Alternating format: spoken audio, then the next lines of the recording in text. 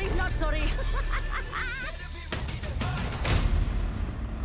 Season 6 of Apex Legends is finally here. We're going to be going through the patch notes as quick as possible to remove all the BS that you guys don't want to listen to. New legend, Rampart. Okay, so this passive is going to have to really depend on how much this increase in mag capacity and fast reloads is. It's probably irrelevant, and I honestly don't know how great the minigun is going to be. Modded loader also increases the amount of shots before overheating occurs and improves cooling when using the L-Star. Totally going to depend on how much that cooldown actually affects the usefulness of those weapons. What's interesting about our tactical amped cover is not going to be that it can block incoming shots. It's going to be the amplification of outgoing shots. A max of 5 amped walls can be deployed at a time. I doubt they're going to stack on top of each other or be multiplicative. That would be insane. I don't think that this tactical ability is that great. This might be able to be used for a second door if a door gets knocked down. I still think Watson's going to be a better option to lock down a building or caustic. Ultimate, emplaced minigun, Sheila. I don't think that this is going to be relevant either unless you can detach the mounted machine gun, which from pictures, it looks like you might be able to detach it. And from some of the videos, potentially be able to detach that thing. But I don't think that this is going to be very good. Even being Pathfinder sitting on a beacon is scary. Being one of 3, potentially all 3 teammates sitting on a turret does not seem like a smart idea. The Volt SMG, potentially the new R99. I guess we'll find out. The Volt SMG kind of looks like it would be a combination of the R99 and the R301. It might be an interesting gun, so we'll see how the Volt plays out once it's in the game and people are using it. Crafting system is awesome. We're going to talk about that in a new video. We'll try to get that released ASAP. Armor meta. With Season 6, we're introducing some big changes to the way armor works in the game. First off, all armor in the game is Evo armor.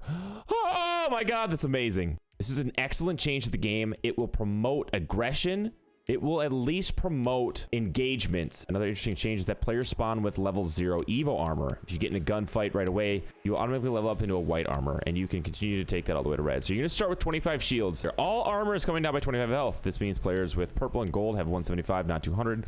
Red armor gets you to 200, and you can no longer get to 225. Our goal for this is to bring down the time to kill a bit in order to better reward strategic positioning. So here are my thoughts on time to kill. If you bring down time to kill, you increase casual viability of any video game. A higher time to kill means you have to keep your crosshair trained on a target for a longer period of time and aim for headshots or what have you. It does cater more towards skilled players or skilled squads that know how to single out specific targets of a team and remove them. I think that what they're saying here is that this better rewards camping. Nope. Hollow sprays looks really cool and interesting. We're gonna move on. Battle pass, really cool and interesting stuff. We're gonna move on. Quest, follow the season. Great. Legends, this patch we're looking at the recon class. So what's happening? Tell me what's happening, Respawn. Pathfinder's passive has now been shared across all recon class legends. To compensate for this, Pathfinder will be getting a cooldown reduction of 10 seconds each time he scans a beacon. Up to 6 rings per game means the total cooldown of the zipline gun can go from potentially 120 seconds to 60 seconds. So you are seeing a pretty big cooldown reduction on the ultimate, the zipline gun, but you effectively give up a passive ability on Pathfinder. This isn't the buff or change that Pathfinder needed. I don't think it will really change the way he is played. Bloodhound will be getting a pretty big buff this patch. When in his ultimate, Beast of the Hunt, you'll now gain even more duration when Bloodhound scores a knockdown or kill with the ultimate about to run out. Also, during Beast of the Hunt, the Eye of the Allfather, his activated ability, now comes out twice as fast and has a much shorter cooldown. What this really means is that in Beast of the Hunt, as you score knockdowns or eliminations, you will be increasing the remaining duration of the ultimate ability,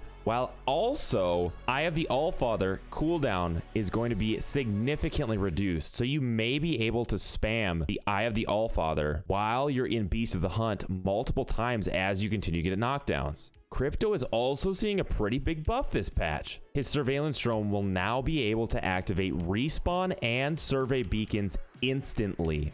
The drone will also be slightly more tanky, but easier to hit. Pretty big nerf to the drone EMP, as it will now slow teammates caught in the blast even if they had no shields. This means that players who have used Revenant's Death Totem will also be slowed. Good on them for noticing that this could be abused if you had a Revenant and a Crypto on the same team. Went into Death Totem. Moving on to Revenant to counter the trio seen in competitive play, Revenant, Wraith, and Crypto, where you would essentially just use all ultimates at the same time and bum rush a squad twice. They are going to be altering the Death Totem specific to Wraith. For 2 seconds after being recalled by the Death Totem, players players cannot use Wraith's Dimensional Rift. This is a good change to Revenant because it was such a prevalent squad in higher level ranked play. Octane got a drug addiction buff. He can now stim while healing. He'll now be able to shove 2 syringes into a chest at the same time. All right, moving on to Loba. Loba has her Black Market ultimate ability, lowered cooldown from 3 minutes to 90 seconds. I don't think that this is going to change Loba's competitive viability at all. It'll be nice for casual play and allowing your teammates and yourself to gear up a little bit quicker, but I don't think that it's going to be that much more utility brought to your team. Gibraltar defensive bombardment has had an increased cooldown duration from 3 minutes to 4.5 minutes. This may encourage more ultimate accelerant charges to be fed to the big boy.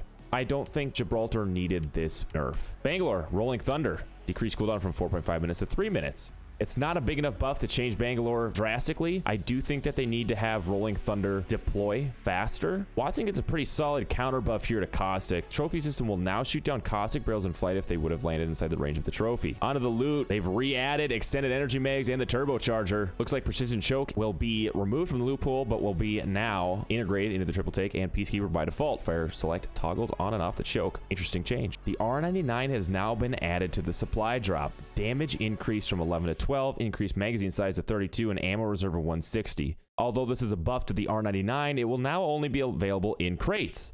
The Devotion is now out of the supply drop and back onto the ground. Updated loot, sniper ammo, increased pickup from 8 to 12, increased stack size from 16 to 24, energy ammo reduced amount picked up from 30 to 20. The Hemlock is seeing a pretty solid boost to the burst mode, reducing vertical recoil and the recoil pattern on the second and third shots. The burst mode time is also reduced from 0.32 to 0.28 seconds. I think the Hemlock buff is solid. It'll be a great weapon going into Season 6. Charge Rifle will now use 2 ammo per shot. Increased mag size from 4 to 8. Triple Take buff. Increased fire rate from 1.25 to 1.4. Increased mag size from 5 to 8 to 6 to 9. Built the choke hop up into the weapon by default. Toggle select fire to enable, disable the choke. Great buff to the Triple Take. I don't think it needed it. This thing is already super powerful. PK built the choke hop up into the weapon by default. Toggle select fire to enable, disable the choke. Spitfire improved recoil controllability. Not sure what that means. Maybe it's not as RNG. It's more of a defined pattern. Havoc updated Havoc with a new recoil pattern. On the designer's note, I don't know what they mean by updating to a new pattern which is more consistent in style with existing recoil patterns. Does this mean that it's now going to be RNG? Probably. Mozambique. Increased clip size from 3 to 4. Huge buff on the Mozambique. I expect every squad to be running at least one person with a Mozambique. The P2020 sees a nice little buff with increased damage from 13 to 15, as well as an increased mag size and a decrease on the hammer point damage, but it is going to be nice for those early game engagements. The Sentinel only requires 1 shield cell to charge the player as the gold armor. This is an extremely niche targeted buff, which feels irrelevant. The Prowler will be even better now in burst mode and slightly worse in auto mode, although in auto mode you don't really care about horizontal recoil because you're typically not ADS. Quality of life. Supply drop weapons are now heirloom tier red to avoid confusion with fully kitted guns, which will remain gold. Speaking of fully kitted weapon swaps, the Devotion, Mastiff, Triple Take, Flatline, and Volt will now be the gold weapons that you can pick up on the map. As for bug fixes, there's not much revolutionary here. If you'd like to check out the patch notes, we'll put the link in the description below. If you like this video, please hit the like button and subscribe for future patch notes and Apex Legends content. We'll be busting through a lot of Season 6. Thank you guys so much for watching, and we'll see you next time. Don't forget to drink those waters.